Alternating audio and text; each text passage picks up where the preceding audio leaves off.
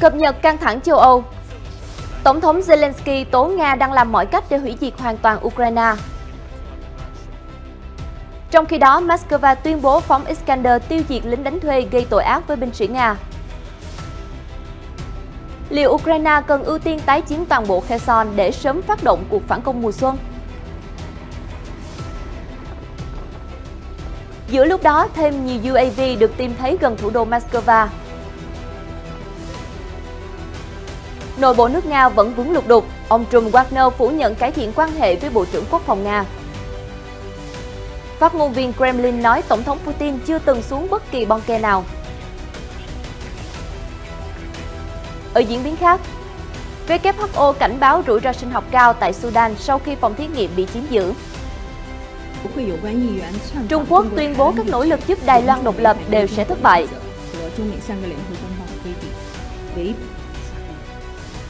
Tổng thống Joe Biden nói gì khi thông báo tái tranh cử?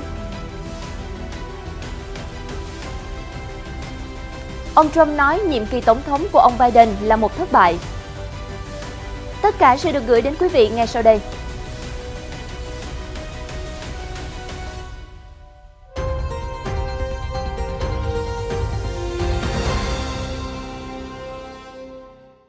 Rất vui khi gặp lại quý vị trong chương trình Thời sự quốc tế. Những cập nhật mới nhất liên quan căng thẳng ở châu Âu cùng các diễn biến xoay quanh chính trường thế giới sẽ được gửi đến quý vị trong chương trình hôm nay.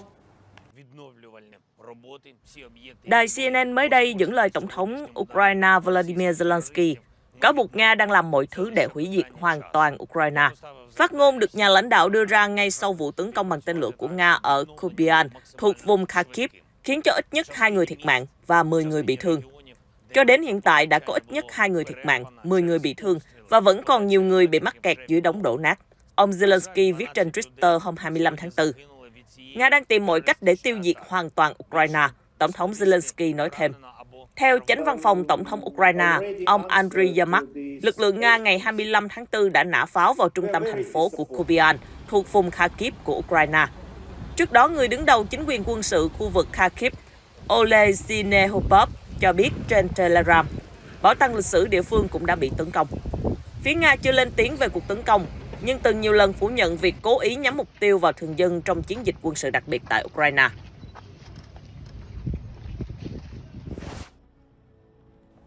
Không dừng lại ở đó, đài RT trích thông báo của Bộ Quốc phòng Nga cho biết, một cuộc oanh kích bằng tên lửa Iskander đã tiêu diệt khoảng 60 lính đánh thuê của Kiev ở vùng Donbass.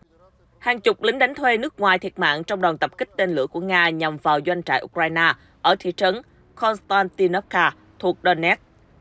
Trung tướng Igor Konashenkov, phát ngôn viên Bộ Quốc phòng Nga hôm 24 tháng 4 cho hay, có đến 60 chiến binh nước ngoài thuộc nhóm gọi là quân đoàn Choctaw đã bị tiêu diệt. Ngoài ra, ước tính có 20 lính đánh thuê khác bị thương nặng và 15 phương tiện quân sự bị phá hủy. Ông Konashenkov cho biết thêm, vụ oanh kích sử dụng hệ thống tên lửa đạn đạo tầm ngắn Iskander nhắm mục tiêu một thư viện cũ ở Konstantinovka đã trở thành nơi đóng quân và cất trữ vũ khí của chiến binh lính đánh thuê nước ngoài. Phát ngôn viên Konashenkov khẳng định, việc tấn công quân đoàn Choctaw diễn ra thành công. Lực lượng này bị Moscow cáo buộc đã tra tấn và hành hình các quân nhân Nga ở gần Kiev vào tháng 3 năm ngoái. Tướng Konashenkov nhấn mạnh rằng Moscow có đầy đủ thông tin về những người gây tội ác với quân nhân Nga. Những kẻ đó sớm muộn cũng sẽ phải nhận trừng phạt thích đáng, ông nói thêm. Quân đội Ukraine chưa bình luận về thông tin.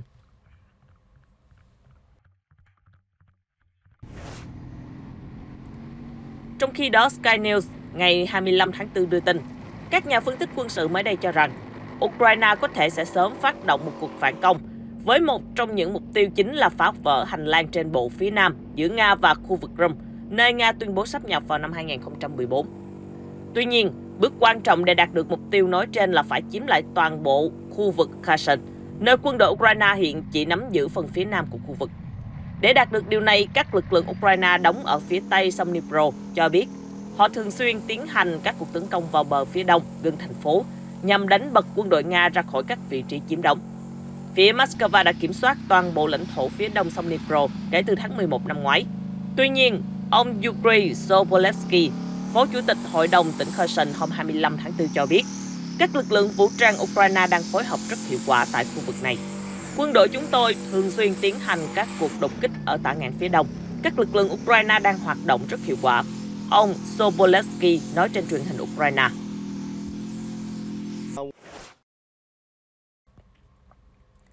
Đáng chú ý, hãng tin TASS trích dẫn một nguồn tin trong cơ quan thực thi pháp luật của Nga hôm 25 tháng 4 cho biết, thêm 3 máy bay không người lái được tìm thấy ở khu vực Moscow Oblast, một tỉnh lỵ gần thủ đô Moscow. Trong đó có một chiếc gần địa điểm rơi của chiếc UAV Kamikaze, được phát hiện vào hôm 24 tháng 4. Theo nguồn tin tiết lộ, cả 3 thiết bị bay nói trên đều là những chiếc quadcopter nhỏ, không có dấu hiệu nhận dạng. Giới chức trách Nga đang phân tích các UAV này để tìm hiểu thêm về nguồn gốc và bên vận hành chúng. Trước đó, truyền thông Nga đưa tin vào đầu tuần này một máy bay không người lái Kamikaze đã rơi ở quận Bogorovsky, cách ngoại ô phía đông Moscow khoảng 30 km. Trong khi đó, theo một số nguồn tin, chiếc UAV này được cho là do Ukraine sản xuất và mang theo khoảng 17 kg chất nổ C4. Theo nguồn tin của TASS, một trong 3 chiếc máy bay không người lái vừa được tìm thấy cách nơi phát hiện chiếc UAV đầu tiên khoảng 4 km. Tuy nhiên, trang tin tức SOT tuyên bố các thiết bị thực sự chỉ cách địa điểm rơi của chiếc UAV đầu tiên khoảng 2 km, nhưng không có thẻ nhớ. Theo SOT đưa tin, chiếc máy bay không người lái nói trên đã được một người dân địa phương phát hiện vào hôm 23 tháng 4 trong một khu rừng gần Noginsk, cách nhà dân khoảng 300 mét. Một báo cáo trước đó của TASS cũng cho biết, một chiếc quadcopter khác đã được tìm thấy vào hôm 23 tháng 4 bên cạnh một nhà máy lọc dầu ở Khabornia, một quận ở phía đông nam Moscow nổi tiếng về ngành công nghiệp xăng dầu. Hãng thông tấn Nga còn trích dẫn một nguồn tin từ phía cảnh sát cho hay, chiếc máy bay không người lái được xác định là Mavic 820677 và có chứa một thẻ nhớ. Ngoài ra, một số hãng truyền thông Nga cũng đưa tin về một máy bay không người lái cánh cố định được tìm thấy hôm 24 tháng 4 tại một vùng nông thôn ở quận Pavlovo-Posad, thuộc khu vực Moscow, cách thủ đô 55 km về phía đông. Thiết bị được cho là một máy bay không người lái trinh sát do Nga thiết kế và đã hạ cánh nguyên vẹn bằng hệ thống dù.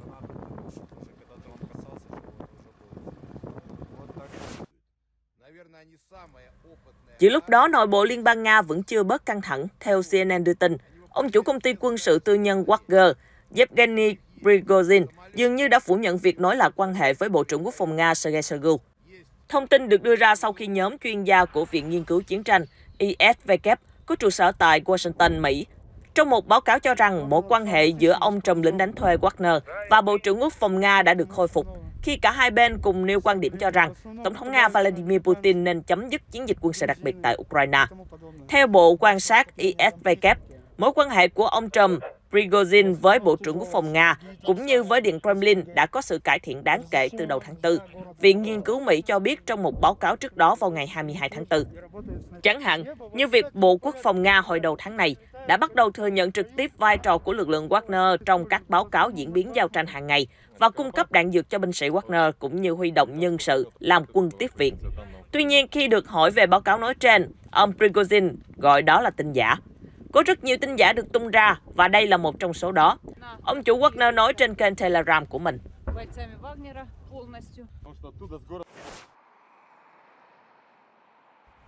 Cùng lúc đó, phát ngôn viên Điện Kremlin Dmitry Peskov ngày 24 tháng 4 cho biết, tin đồn Tổng thống Vladimir Putin có nhiều thể thân và ông đang trú ẩn dưới bunker lại là một lời dối trá nữa. Ông Peskov đưa ra bình luận trong khi đang phát biểu tại diễn đàn giới trẻ Zeleny với chủ đề Những lời nói dối về Nga. Mọi người chắc chắn đã từng nghe rằng Tổng thống Putin có nhiều thể thân làm việc thay mình, trong khi ông ngồi dưới một bunker. Đây là một lời nói dối khác. Mọi người đều có thể nhìn thấy Tổng thống của chúng ta. Ông ấy tràn đầy năng lượng và hiện giờ vẫn tràn đầy năng lượng. Chúng tôi khó mà bắt kịp ông.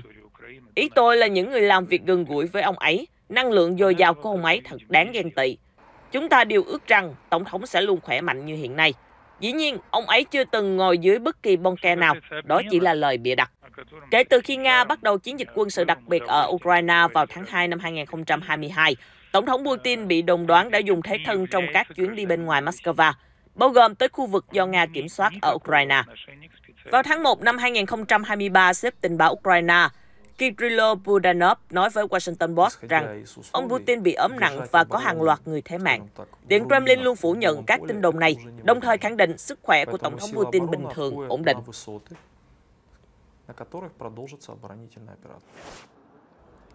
Mặt khác, theo đài RT đưa tin, ông Pyotr Ilisev, đại sứ thường trực Liên bang Nga tại Liên Hợp Quốc mới đây cho biết, các quốc gia thành viên Liên Hợp Quốc phản đối ý tưởng chuyển trụ sở của tổ chức này ra khỏi thành phố New York, Mỹ, chủ yếu là do những hạn chế về tài chính.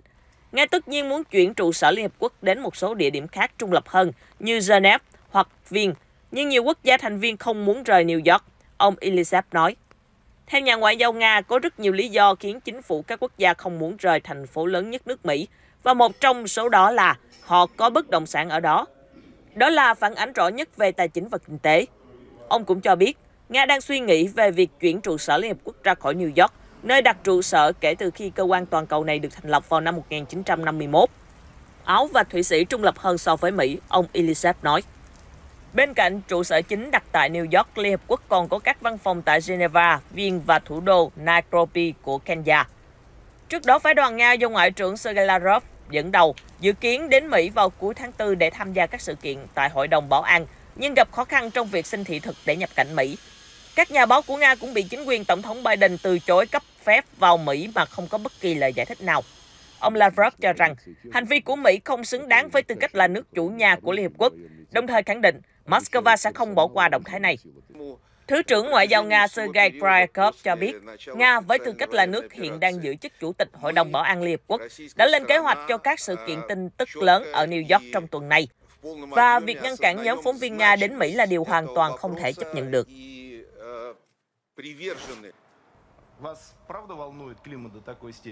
Bên cạnh đó, theo Reuters, ông Dmitry Medvedev, đồng minh thân cận của Tổng thống Nga Putin, lại có phát biểu đáng chú ý vào hôm 25 tháng 4. Theo đó, ông cảnh báo, nhân loại có thể đang đứng trên bờ vực của một chiến tranh thế giới mới.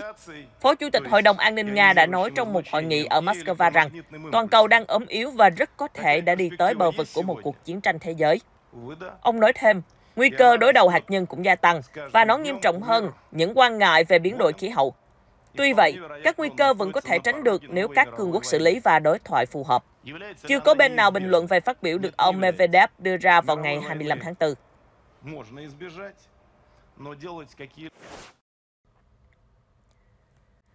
Đáng chú ý, hãng tin Reuters mới đây đưa tin, Tổ chức Y tế Thế giới WHO hôm 25 tháng 4 đã cảnh báo rủi ro sinh học cao sau khi phòng thí nghiệm trung ương của Sudan, nơi có chứa các mẫu bệnh bao gồm sởi và bệnh tả bị chiếm đóng bởi một trong các bên giao tranh. Phát biểu trực tuyến từ Sudan, ông Nima Saik Abi của WHO cho biết các kỹ thuật viên đã bị đuổi khỏi phòng thí nghiệm y tế công cộng quốc gia. Đây cũng là nơi đặt ngân hàng máu của nước này. Giao tranh tại Sudan nổ ra từ mâu thuẫn và tranh giành ảnh hưởng lực lượng giữa vũ trang SAF của nước này và lực lượng hỗ trợ nhanh RSF vào hôm 15 tháng 4, khiến cho ít nhất 459 người thiệt mạng và hơn 4.000 người bị thương, theo thống kê mới nhất của WHO. Bên cạnh đó, các cuộc đụng độ cũng đã làm tê liệt các bệnh viện và các dịch vụ thiết yếu khác. Nguồn cung cấp thực phẩm và nước uống ngày càng cạn kiệt. Văn phòng nhân đạo của Liên Hợp Quốc, OCHA, đã buộc phải cắt giảm các hoạt động tại một số khu vực ở Sudan do giao tranh dữ dội. Theo Reuters, kể từ khi giao tranh nổ ra, có ít nhất 5 thành viên của Tổ chức Di cư Quốc tế và Chương trình Lương thực Thế giới thiệt mạng khi làm nhiệm vụ cứu trợ. Hai cơ quan này cũng đã tạm ngưng hoạt động tại quốc gia Bắc Phi này.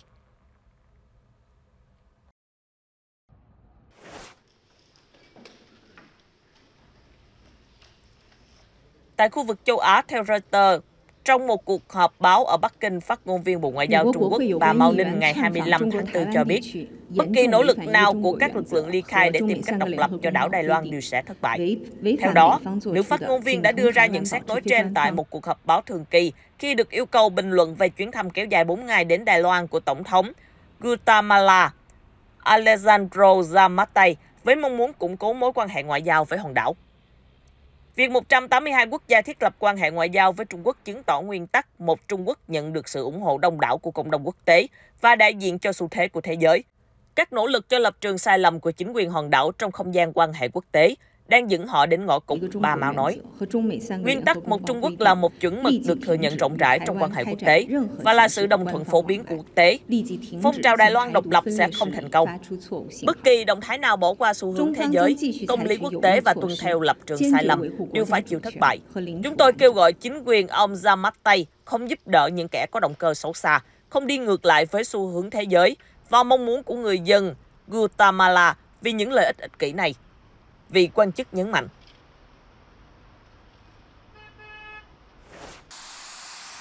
Trong khi đó, binh sĩ Mỹ và Philippines phóng tên lửa phòng không trong cuộc tập trận tại một căn cứ hải quân phía Bắc Manila hôm 25 tháng 4. Đây là một phần trong đợt tập trận chung thường niên. binh sĩ hai nước đã khai hỏa các hệ thống tên lửa không đối đất Patriot và Stinger, vốn được dùng phổ biến để bắn hạ máy bay và tên lửa của đối thủ. Mục tiêu của cuộc tập trận nhằm cải thiện năng lực phòng không ở căn cứ hải quân, nằm cách quần đảo Trường Sa của Việt Nam trên Biển Đông khoảng 260 km.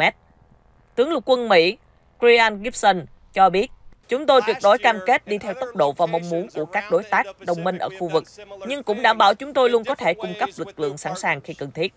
Cuộc tập trận hôm 25 tháng 4 là một phần trong đợt diễn tập song phương thường niên giữa Philippines và Mỹ, kéo dài gần 3 tuần. Năm nay, cuộc tập trận có quy mô lớn nhất với hơn 17.000 binh sĩ tham gia.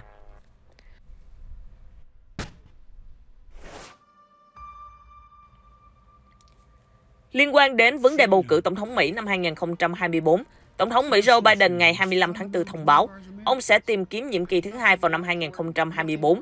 Một quyết định sẽ kiểm tra xem liệu người Mỹ có đồng ý để ông điều hành Nhà Trắng thêm 4 năm nữa hay không. Ông Biden hiện là Tổng thống Mỹ cao tuổi nhất trong lịch sử. Theo Reuters, ông Biden thông báo tái tranh cử trong video được sản xuất tỉ mỉ và được nhóm chiến dịch của ông công bố. Tổng thống Biden tuyên bố sứ mệnh của ông là bảo vệ nền dân chủ Mỹ. Video bắt đầu bằng những hình ảnh trong ngày 6 tháng 1 năm 2021, khi đám đông ủng hộ cựu Tổng thống Donald Trump tấn công Điện Capitol. Khi tôi tranh cử Tổng thống vào 4 năm trước, tôi đã nói rằng chúng ta đang trong cuộc chiến vì linh hồn nước Mỹ, và hiện giờ chúng ta vẫn ở trong cuộc chiến đó. Đây không phải là thời gian để tự mãn. Đó là lý do vì sao tôi đang tái tranh cử, ông Biden nói. Hãy hoàn thành sứ mệnh này, tôi biết chúng ta có thể, ông khẳng định. Ông Biden mô tả các nền tảng của Đảng Cộng Hòa là mối đe dọa với tự do Hoa Kỳ và cam kết sẽ chiến đấu chống lại các nỗ lực giới hạn chăm sóc y tế cho phụ nữ, cắt giảm an sinh xã hội và cấm sách. Đồng thời, ông Biden tiếp tục chỉ trích những người cực đoan MAGA. MAGA là viết tắt khẩu hiệu đưa nước Mỹ vĩ đại trở lại, gắn liền với cựu Tổng thống Trump, người có khả năng sẽ trở thành đối thủ chính của ông Biden trong cuộc bầu cử tháng 11 năm 2024. Trong 2 năm tiếp quản Nhà Trắng từ chính quyền Trump, ông Biden đã được Quốc hội thông qua hàng tỷ đô la trong ngân sách liên bang để chống Covid-19 và tái thiết cơ sở hạ tầng. Chính quyền ông Biden cũng chứng kiến tỷ lệ thất nghiệp thấp nhất từ năm 1969, mặc dù lạm phát cao nhất 40 năm đã làm phai nhạt thành tích kinh tế của ông Biden. Tuổi tác của ông Biden khiến cho kế hoạch tái tranh cử của ông đi vào lịch sử, và cũng là canh bạc đầy rủi ro với người Đảng Dân Chủ. Họ sẽ đối mặt với cuộc bầu cử khốc liệt để giữ quyền kiểm soát Thượng viện và giành lại Hạ viện năm 2024. Tỷ lệ tín nhiệm ông Biden chỉ ở mức 39% trong khảo sát được Reuters và Ipsos công bố vào ngày 19 tháng 4, một trong những mức thấp nhất dành cho Tổng thống. Đồng thời có nhiều lo ngại về vấn đề tuổi tác của ông. Ông Biden sẽ 86 tuổi khi kết thúc nhiệm kỳ liên tiếp thứ hai, cao hơn gần một thập kỷ so với tuổi thọ trung bình của nam giới Mỹ. Các bác sĩ khẳng định ông Biden, người không uống rượu và tập thể dục 5 ngày mỗi tuần, là khỏe mạnh để hoàn thành nghĩa vụ. Bài kiểm tra sức khỏe gần nhất tiến hành vào tháng 2 năm nay. Nhà Trắng cho biết hồ sơ sức khỏe của Tổng thống cho thấy ông đủ minh mẫn và nhạy bén để hoàn tất công việc. Phó Tổng thống Kamala Harris sẽ tiếp tục song hành với ông Biden trong chiến dịch tranh cử vào năm tới.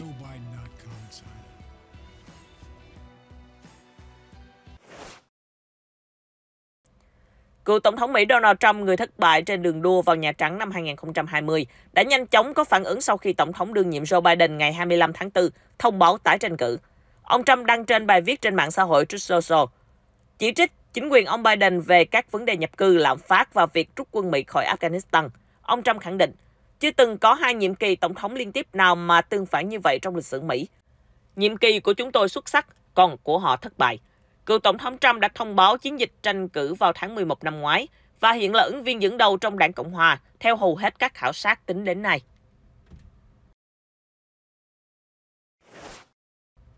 Trong khi đó, Reuters dẫn các nguồn tin an ninh cho biết cảnh sát Thổ Nhĩ Kỳ hôm 25 tháng 4 đã bắt giữ 110 người bị cáo buộc có liên hệ với các chiến binh người Kurd. Chiến dịch tập trung vào Diyarbakir, thành phố lớn nhất ở đông nam Thổ Nhĩ Kỳ với chủ yếu cư dân là người Kurd. Chiến dịch nhằm mục tiêu vào các cá nhân trên khắp 21 tỉnh, bao gồm Istanbul. Họ bị cáo buộc có liên hệ với nhóm chiến binh Đảng Cộng hòa Công nhân người Kurd PKK đã bị đặt ngoài vòng pháp luật. Vụ truy bắt diễn ra chưa đầy 3 tuần trước cuộc bỏ phiếu tổng thống và quốc hội, được xem là thách thức bầu cử lớn nhất mà Tổng thống Tayyip Erdogan phải đối mặt kể từ khi đảng AK của ông lần đầu tiên lên nắm quyền vào năm 2002. Nhà lập pháp Tayyip Temel của Đảng Dân Chủ Nhân dân HDP cho biết trên Twitter, trước thềm cuộc bầu cử vì sợ mất quyền lực, họ lại sử dụng đến các hoạt động giam giữ. Ông cho biết hàng chục chính trị gia, bao gồm các thành viên hàng đầu trong đảng của ông, Các nhà báo, nghệ sĩ và luật sư nằm trong số những người bị giam giữ ở Diyarbakir. Văn phòng công tố ở Diyarbakir từ chối bình luận.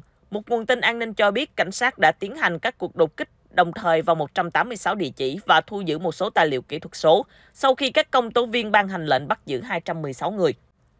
Nguồn tin an ninh cho biết thêm các nghi phạm bị cáo buộc đã cung cấp tài chính, tuyển dụng và tuyên truyền cho PKK, tổ chức bị Thổ Nhĩ Kỳ và một số quốc gia phương Tây coi là phần tử cực đoan. PKK đã tham gia các cuộc đụng độ vũ trang với các lực lượng của Thổ Nhĩ Kỳ trong hơn 3 thập kỷ qua.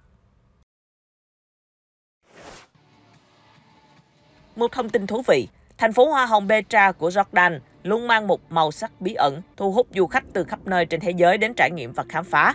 Đặc biệt là từ ngày 23 tháng 4 đến ngày 3 tháng 5, những ai có cơ hội tham dự lễ hội ánh sáng Petra còn được hòa mình vào không gian kết hợp giữa ánh sáng rực rỡ, âm nhạc và những câu chuyện hấp dẫn ở thành phố nghìn năm tuổi.